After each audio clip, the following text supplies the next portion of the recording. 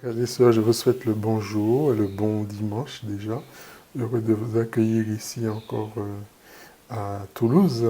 Cette vidéo est un petit peu surprise, mais bon, je pense que vous vous y attendez tout de même, que je ne vous laisserai pas redescendre dans la plaine sans une parole avant celle que nous allons échanger mercredi pour continuer notre réflexion autour des dons de l'Esprit Saint. Je vous accueille encore dans ce lieu minimaliste qui est tout simplement ma cellule. Il y a bien d'autres lieux au couvent, hein, mais vous savez, faire des vidéos, c'est tout un art. Il y a toute la dimension aussi de la lumière, toute la dimension du son. Donc certains ne prennent pas conscience lorsqu'ils font des vidéos. Donc j'ai préféré faire ce choix-là un peu minimaliste, où il n'y a pas un décor, je dirais, faramineux. Mais c'est aussi ça le confinement, donc voilà, ce décor-là dans lequel je vous accueille, parce que j'ai pas forcément tout le matériel qu'il faut pour qu'il y ait quelque chose qui soit bien et puis voilà, audible et je dirais avec un petit peu de qualité, je dirais, au niveau de la vidéo elle-même. Alors, ça fait 2 mois, 2 mois que déjà que je suis confiné ici au couvent. Bon, ça fait 3 mois que j'y suis, mais ça fait 2 mois que j'y suis confiné, avec les frères, mais aussi avec vous sur cette chaîne YouTube, dont je me demandais parfois l'utilité et le peu de fréquentation qu'il y avait depuis août 2016, qui aujourd'hui est passé à 35 946, dont près de 20 000 en l'espace de ces 2 mois de confinement. Alors, c'est vrai que ça ne veut rien dire sur YouTube, et à mon avis, les vues, mais je crois pouvoir dire qu'il y a au moins 500 personnes réelles sur les 11 000, sur les 1000, pardon, 179 inscrits qui suivent régulièrement, sans compter certainement ceux à qui vous partagez et qui ne s'inscrivent pas forcément. Donc, merci Seigneur d'avoir transformé ce compte YouTube que j'avais créé à l'époque, certainement pour faire comme tout le monde, pour entrer dans la vibe, comme on dit. Voilà. Et merci au Seigneur de l'avoir transformé en moyen d'évangélisation. Ce qui est assez intéressant, c'est que je l'ai créé le 30 août 2016. Mais il faut certainement aujourd'hui durer. Donc on va voir comment durer. Je suis surpris en tout cas de l'impact que cela peut avoir. Et j'ai quelques témoignages, celui d'un jeune dont je ne sais même pas la nationalité, parce que son type en tout cas ne semble ni de chez nous, ni de France, en tout cas Dieu seul sait, et qui visiblement avait besoin de ces moyens-là, de ce que nous avons partagé pour affronter les journées de confinement qui étaient les siennes. En tout cas, Dieu soit béni pour chacun d'entre vous, pour ceux qui se manifestent, pour ceux qui expérimentent dans le secret l'action de grâce à Dieu à travers ce moyen humble. En tout cas, 2 mois où nous avions trouvé un rythme de vie qui nous convenait, je l'espère. Alors je sais que ce n'est pas la même expérience pour tout le monde et que certaines personnes souffrent d'anxiété, d'insécurité, toutes les violences qu'il y a eu, d'isolement, de peur, et je peux effectivement aussi les comprendre, en tout cas entrer en compassion avec eux. Et puis, il y a cette après-pandémie qui ne sera pas pour des lendemains qui chantent si nous prenons le temps de nous fier à tous les défis économiques, les défis écologiques, les défis sanitaires, les défis sociétaux qui nous attendent, voilà. Et en tout cas, je perçois tout de même des signes positifs de cette pandémie du Covid-19, parce que il y a moins de guerres. Important, certainement qu'il y a des petites guerres, mais il y a moins de guerres, il y a moins de pollution, il y a plus d'entraide, il y a plus de respect, même s'il y a des incivilités. La terre, qui est justement notre maison commune, elle ne s'en porte que mieux. Hein. Je faudrait peut-être que j'essaie de vous faire quelques petites photos des herbes qui ont poussé tout autour de ce lieu-là. En tout cas, nous sommes plus conscients de notre fragilité, plus centrés pour certains sur l'essentiel, un peu moins arrogant et tout-puissant, je pense aux États-Unis, nous délaissons un peu notre côté individualiste pour penser aux autres, hein, surtout à toutes ces personnes qui sont vulnérables par leur santé, par leur misère personnelle. En tout cas, ce virus invisible nous force à devenir plus créateurs, à devenir plus hommes, à devenir plus généreux, plus solidaires, quitte à revoir nos priorités, améliorer le système de santé, acheter local, moins consommer. En tout cas, je pense que nous sommes plus en état d'authenticité et je contemple aujourd'hui avec vous encore en ce dernier jour, et bien, en silence, cette beauté qui nous entoure. Prenez le temps d'aller contempler cette beauté qui vous entoure. Alors, le temps, il s'allonge dans cette saison, certainement en accord avec le désir que nous avons tous, qui est d'aimer. Alors, j'écoute, je lis, j'écris, je prie, je crée des vidéos afin de vous provoquer, non pas à la rébellion, mais au discernement, je dirais, critique, positif, afin de ne pas soumettre vos consciences à des autorités, fussent-elles moi-même, fussent-elles celles de l'Église. Hein. Si vous pressentez que ce dont on vous parle, ben, ce qu'on vous propose n'est pas ce que le Seigneur vous demande, en tout cas là où il veut vous conduire. Alors, à la fin de ce temps de confinement, ben, nous nous trouvons dans la situation, je crois, des disciples d'Emmaüs. Et c'est ce texte que je vous propose pour relire ce temps-là.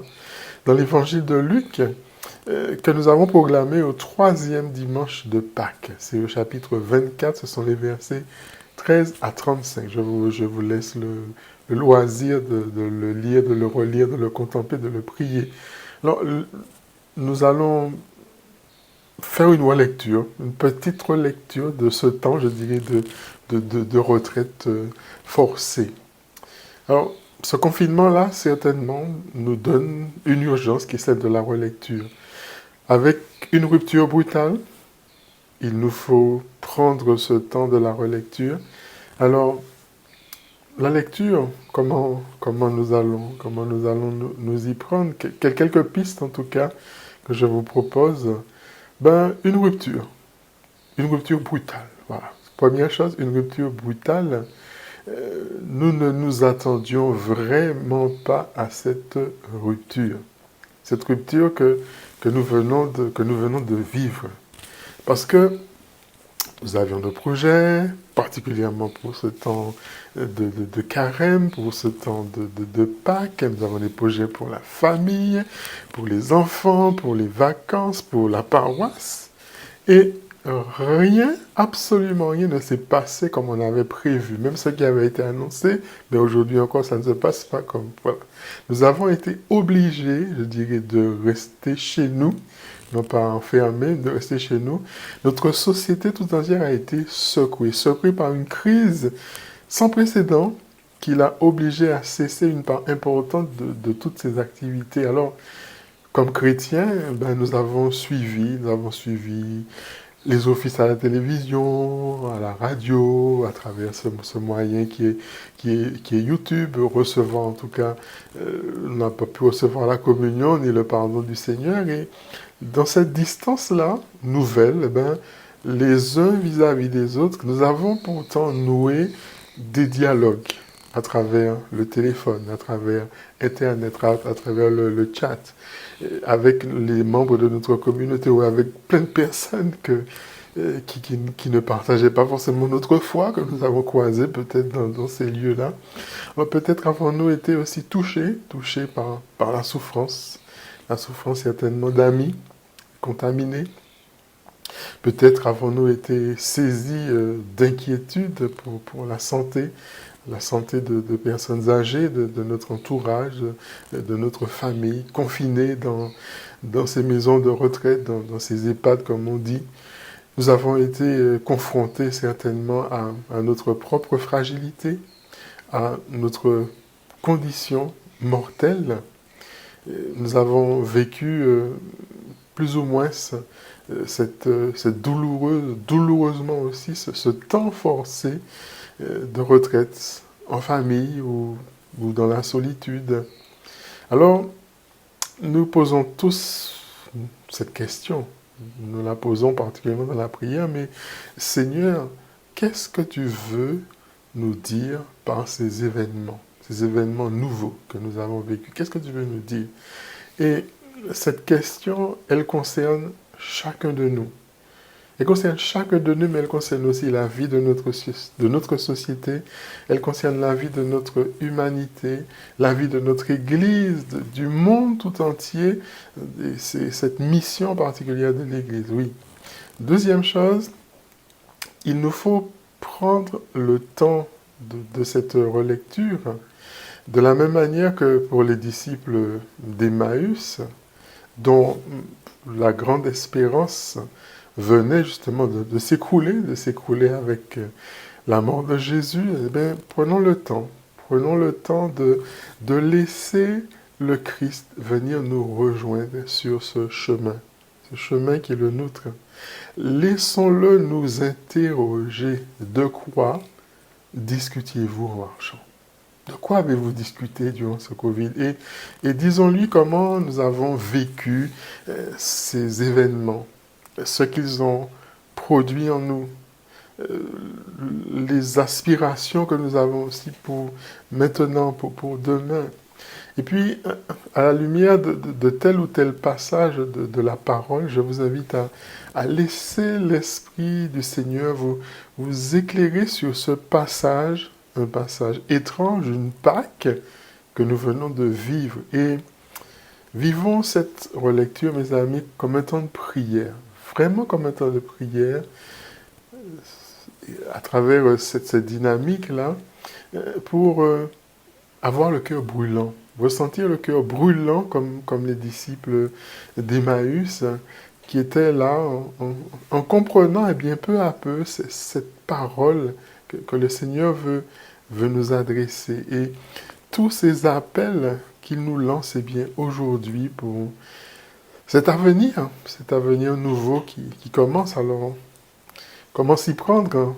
Comment s'y prendre? Eh bien, je vous invite de décider d'abord de ce que vous voulez relire de ce temps de confinement. Décidez-vous de ce que vous voulez relire de ce temps de confinement qui s'achève. Peut-être un événement marquant que vous venez de vivre, ou une période qui a été plus longue de votre vie. En tout cas, décidez du temps que vous voulez consacrer à cette relecture, mais avec le Seigneur. Et choisissez un lieu chez vous, vous connaissez mieux chez vous que chez moi, mais choisissez un lieu calme où vous pouvez rester en silence, où vous ne serez pas dérangé. Ensuite, entrez dans la prière. Entrez dans la prière par un geste qui peut être un signe de croix, qui peut être un agenouillement, qui peut être allumer une bougie, qui peut être un chant, qui peut être une aspersion. Vous pouvez bénir de l'eau, elle est bénite, croyez-moi. Et dire au Seigneur votre désir de relire avec vous cette partie de votre vie, de relire avec vous cette histoire de votre confinement. Et demandez-lui de vous montrer ce qui est important, de vous aider à écouter ce qu'il a à vous dire au propos de ces événements, à propos de ces événements-là, de vous laisser guider par ce qui vient en vous, tout en cherchant à vous rappeler les événements, les personnes que vous avez rencontrées en réel ou bien ici, dans cet espace-là. Accueillir vraiment ce que le Seigneur vous montre, alors que différentes choses reviennent à votre mémoire. Donc, je vous propose peut-être quelques pistes. Donc, prendre le temps de laisser cela habiter en vous, parce que ce qui vient vous est donné. Ce qui vient vous est donné par le Seigneur, à qui vous avez demandé de vous éclairer. Donc, parlez au Seigneur à partir de ce qu'il vous montre. De ce qu'il vous montre. Demandez-lui quelque chose, peut-être dont vous avez besoin. Remerciez-le, implorez son pardon. priez pour tel ou tel autre de votre famille qui vient là, lui expliquer ce qui vous habite en lui parlant vraiment comme un ami qui parle à un ami, avec vos mots à vous. Et puis, terminer par une prière qui rejoint la prière de l'Église. Ça peut être le Notre Père, ça peut être le Je confesse à Dieu, ça peut être Je vous salue, ou bien chanter une prière, si c'est plus facile pour vous, on peut chanter. Hein? Et puis, après, vous allez noter. Notez ce qui est venu dans votre prière, ce qui vous a marqué, telle parole peut-être de cet évangile qui vous a rejoint profondément, et puis une question que vous portez, c'est-à-dire quelque chose que vous désirez partager avec une personne en qui vous avez confiance, hein, avec une équipe, ou bien avec votre communauté, ou bien peut-être avec moi, mais voilà un petit peu, frères et sœurs, ce que je vous propose pour ce temps de relecture. Nous prenons une petite pause et puis nous nous rejoignons pour la suite.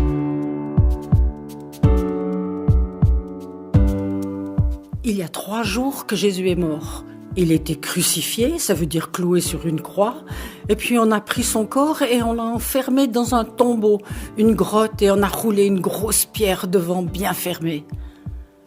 Ça, c'est sûr que ses amis, les disciples, ont peur. Et en voilà 2 qui décident de quitter Jérusalem à toute vitesse. Ils s'en vont à 2 heures de marche dans un petit village qui s'appelle Emmaüs. Et ils sont là sur le chemin, en train d'avancer. Ils sont tristes. Ils se racontent tout ce qui s'est passé ces derniers jours à Jérusalem. Mais Jésus est mort. Jésus est mort. Il y a bien 1 ou 2 femmes qui sont allées au tombeau le matin. La pierre était roulée, ils n'ont vu personne, mais Jésus, ils ne l'ont pas vu.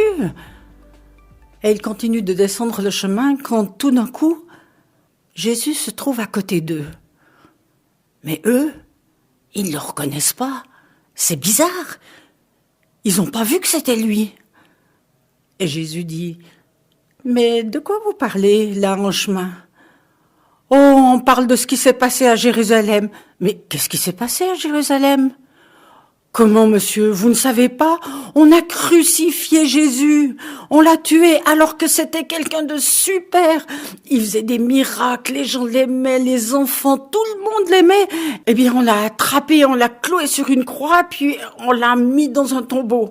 Alors, vous savez, monsieur, il y a des femmes qui nous ont dit que le tombeau était vide. Mais comment est-ce que c'est possible ? Nous, on croyait que Jésus allait être roi, qu'il allait mettre les Romains dehors, et on s'est trompé, on s'est complètement trompé. Alors Jésus leur dit, mais vous ne savez pas ce qui est écrit dans les livres saints, c'est-à-dire, pour nous c'est dans la Bible, que le Messie allait mourir, qu'il serait rejeté. C'est marqué, ça a été écrit il y a plusieurs centaines d'années. Ils ont continué à discuter jusqu'au village d'Emmaüs.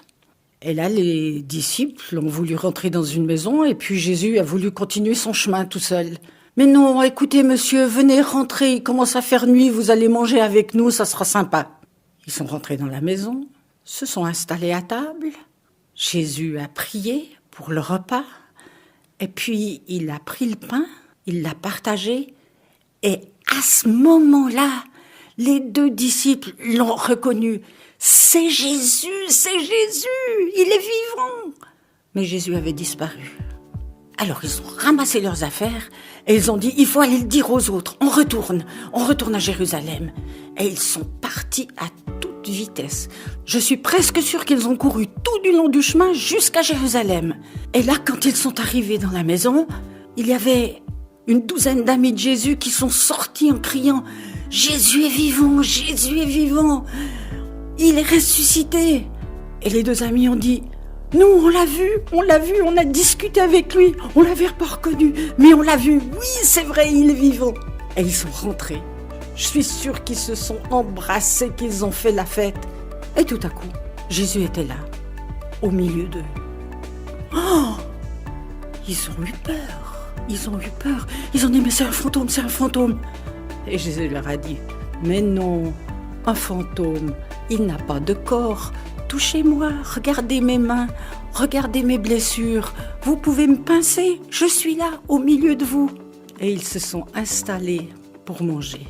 C'est vrai, Jésus est vraiment, vraiment vivant.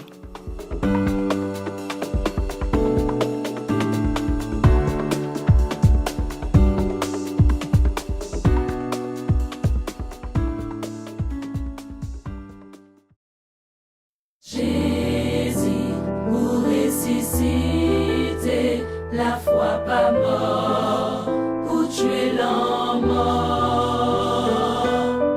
Jésus, pour ressusciter, la foi pas mort. Alléluia.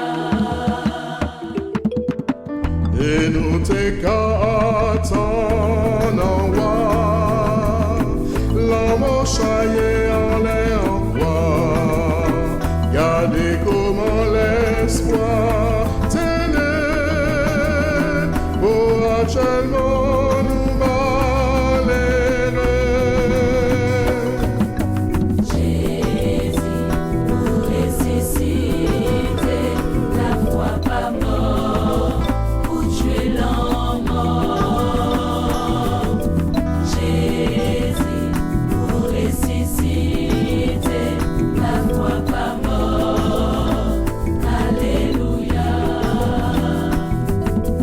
Jésus, pour ressusciter, la foi pas mort. Alléluia. Jésus, pour ressusciter, la foi pas mort. Alléluia.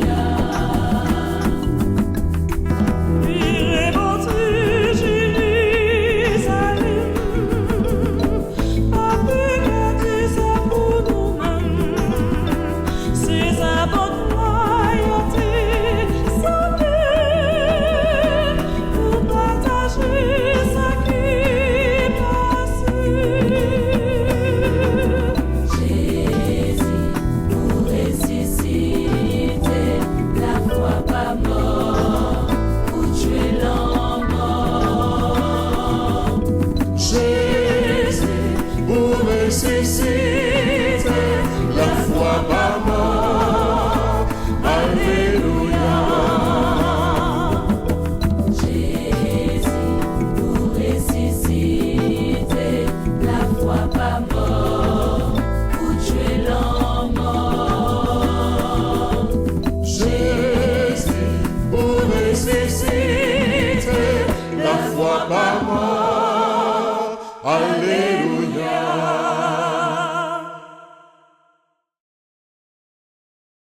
Voilà, nous nous retrouvons. Je vous mettrai dans la description de la vidéo un petit questionnaire pour vous aider à mieux appréhender cette relecture. Donc vous la retrouverez aussi sur le site des fraternités.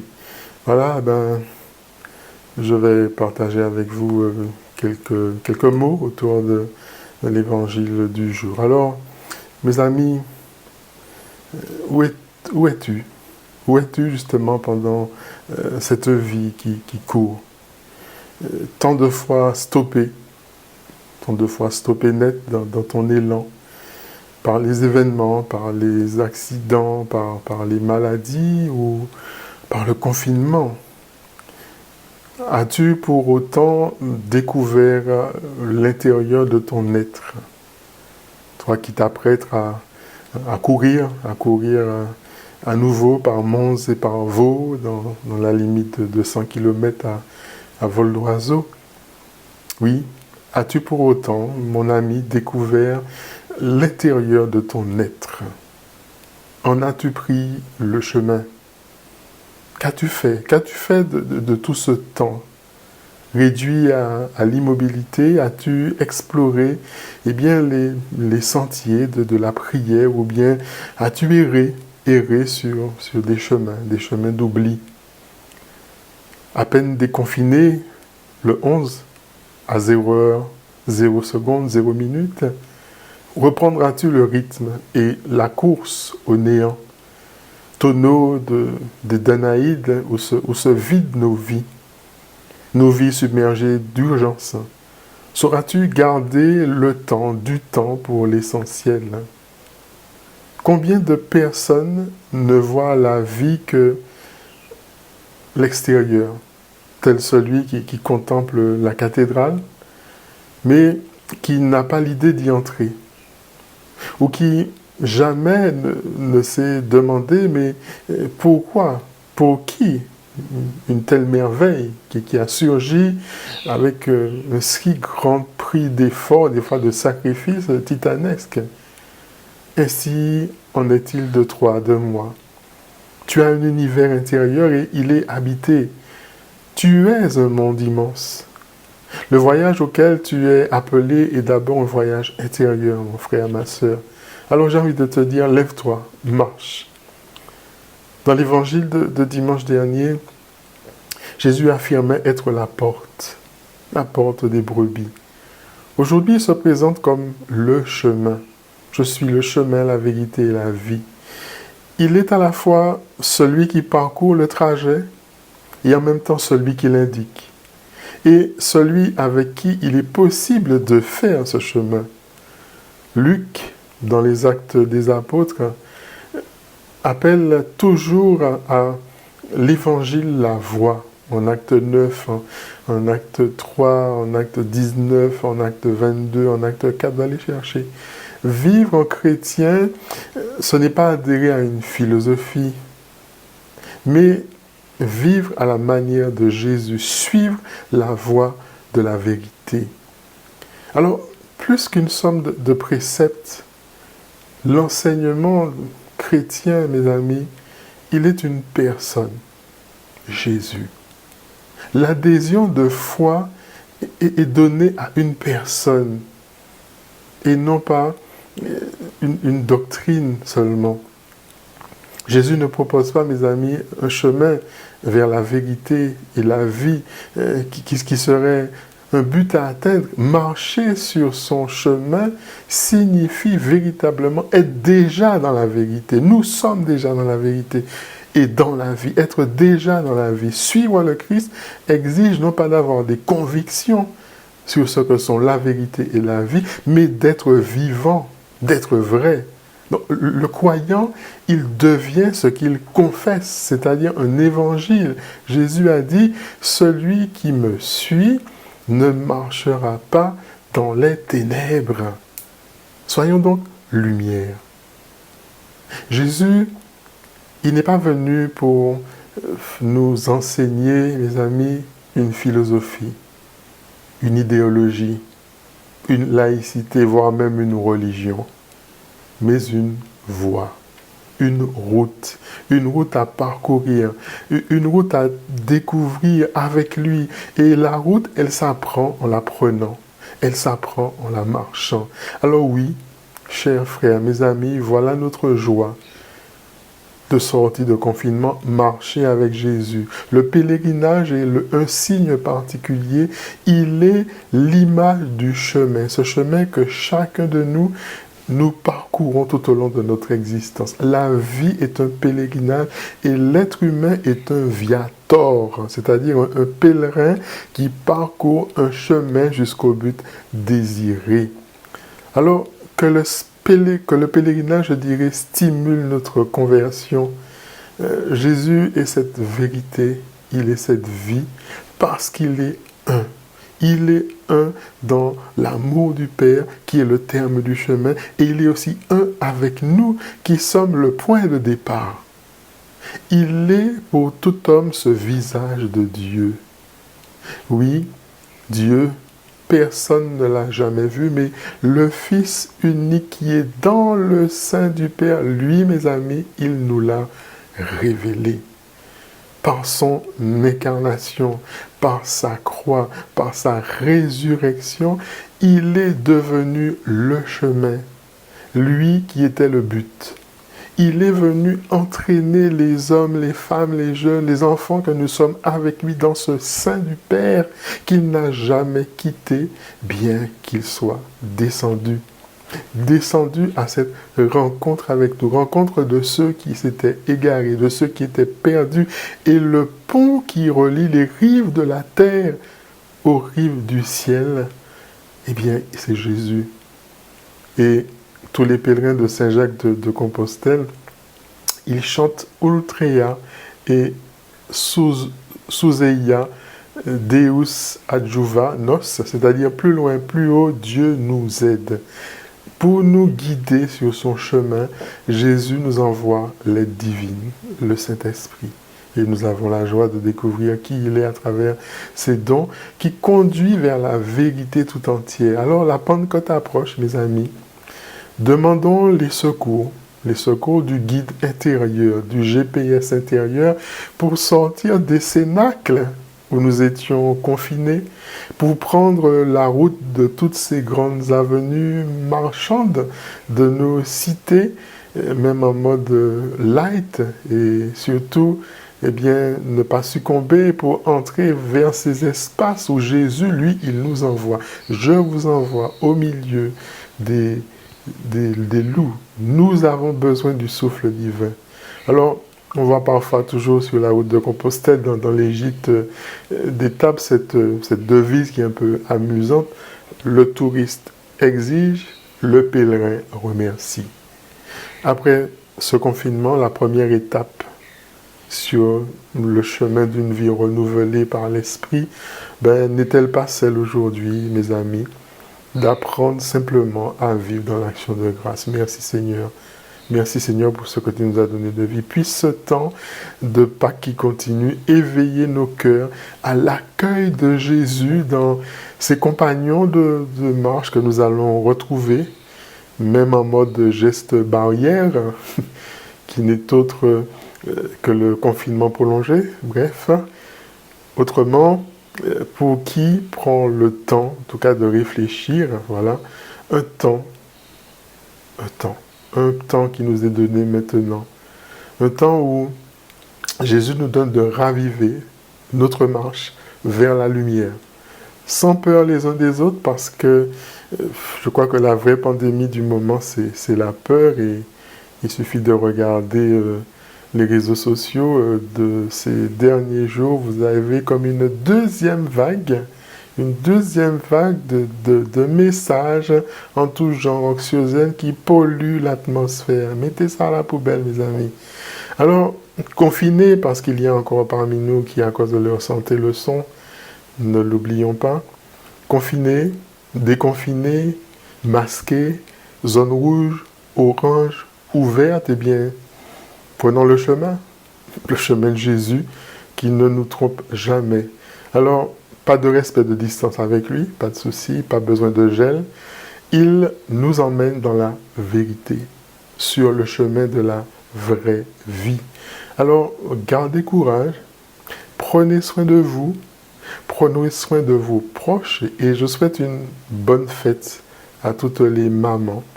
Et en hommage aux mamans, eh bien, je vais vous offrir à la fin de cette vidéo une surprise cadeau à notre mère du ciel, qu'elle visite en tout cas chaque maman, qu'elle visite particulièrement celles qui ont vécu le drame des violences conjugales, le drame des violences familiales durant ce temps du confinement strict. Demandons la grâce de Dieu pour chacun. Je vous dis, eh bien, à mercredi pour la suite de notre réflexion autour des dons de l'Esprit Saint. Bon Dieu bénis, bien béni, au nom Papa, Ishla, ensemble, et puis l'Esprit Saint. Amen. Soyez bénis, bonne fête. Ave Maria, gratia plena, Dominus tecum, benedicta tu in mulieribus, et benedictus, et benedictus fructus ventris tui, Iesu. Sancta Maria, Mater Dei, ora pro nobis peccatoribus, nunc et in hora dis nostre.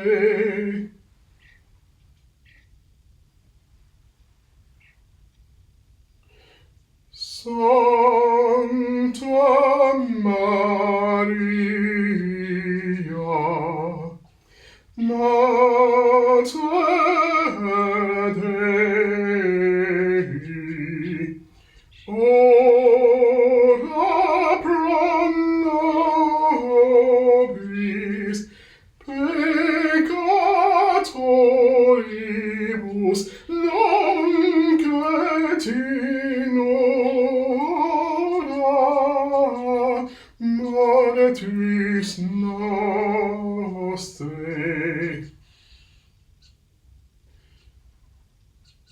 Amen. Amen.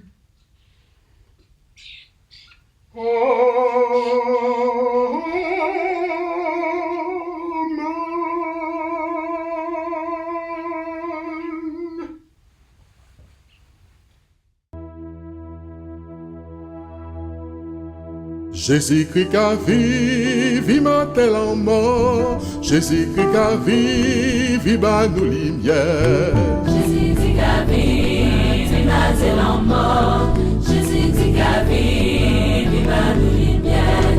Maman c'est Jésus qui a descendu pour y ba nous croire, il laisse yo clouer pour nous te bressoy. Jésus-Christ a vivi matel en mort, Jésus-Christ a vivi ba nous lumière. Il descendit quand font l'enfer pour déchouquer péché, et puis la vie rédigée, et puis péché j'aime. Jésus-Christ a vivi matel en mort, Jésus-Christ a vivi ba nous lumière. Jésus-Christ a vivi matel en mort,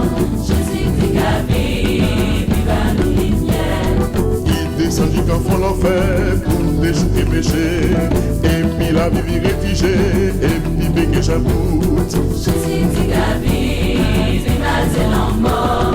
Jésus-Christ a vie, vive nous lumière. Jésus-Christ a vie, vive l'en mort.